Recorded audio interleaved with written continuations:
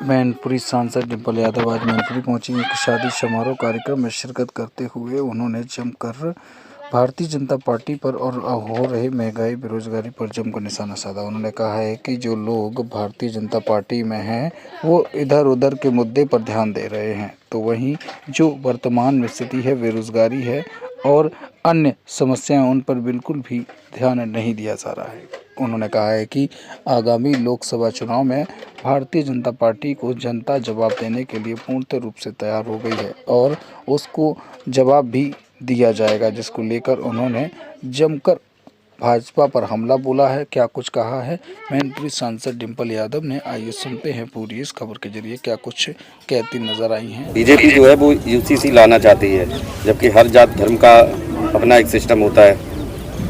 जो भारत के संविधान में कहा गया है कि ये भारत है, ये धर्मनिरपेक्ष है, तो मैं समझती हूँ इस तरह की परिस्थितियाँ मौजूदा सरकार वोटों के बंटवारे के लिए लाना चाह रही हैं। और मेरा मानना है कि जो मूल मुद्दे हैं अभी देश में, आप लोग देख रहे होंगे लगातार किस तरह हमारे किसान लोग संघर्ष कर रहे हैं और कैसे उन पे हथियारों का प्रयोग हो रहा है और छर्रों का भी प्रयोग हो रहा है और साथ में सैनिक शस्त्रों का भी प्रयोग करने की सरकार सोच रही है।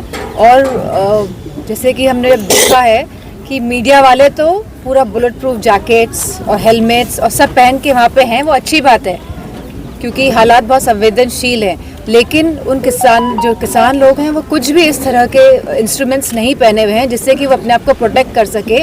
और सरकार द्वारा लगातार उन पे छर्रे छोड़े जा रहे हैं, रबर बुलेट्स, आंसू गैस छोड़ी जा रही है। तो इस तरह की निर्दयी सरकार लोगों को मुद्दों से भटकाने के लिए इस तरह की यूसीसी इस तरह के लेकर आ रही है।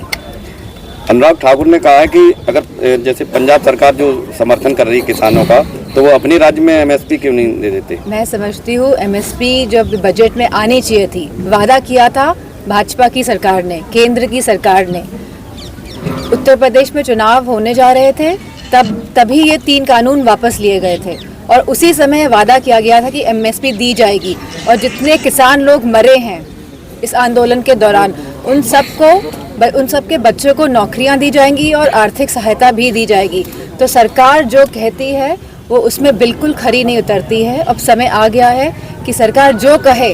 उत्तर प्रदेश में कहा गया था कि आवारा पशुओं के बारे में खुद प्रधानमंत्री जी ने कहा था कि वो इस जो प्रॉब्लम है, ये जो लोग जो हमारे जो फार्मर्स हैं जो रोज़ इसका सामना कर रहे हैं खेतों में, इसका वो निस्तारण करेंगे, लेकिन भाजपा सरकार द्वारा कुछ नहीं किया जा रहा है। और चुनाव आने के समय ये मुद्दे लेके आती है और चुनाव जाते ही ये मुद्दे समाप्त हो जाते हैं।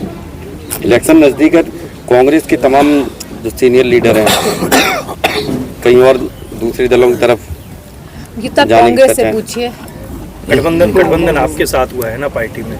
बातचीत अभी भी नहीं, बातचीट कायम है और शेष नेतृत्व में बातचीत लगातार हो रही है और बहुत जल्दी आपको परिणाम सुनने को मिलेगा। बीजेपी कह रही है समाजवादी पार्टी का गठबंधन टूटता हुआ नजर आ रहा है, एक नहीं हो पा रहे हैं। तो बीजेपी को तो खुश होना चाहिए, वो ज़्यादा से ज़्यादा लोगों को अपने अंदर समाहित करती जा रही है, लेकिन जो जनता के जो मुद्दे हैं वो उन पर बिल्कुल ध्यान नहीं दे पा रही है। अच्छा, जो पीडीए के अनुसार जो वो बनाए गए थे 3 उम्मीदवार आपके उसमें, लेकिन पल्लवी पटेल ने जया बच्चन जी की और आलोक रंजन जी को लेके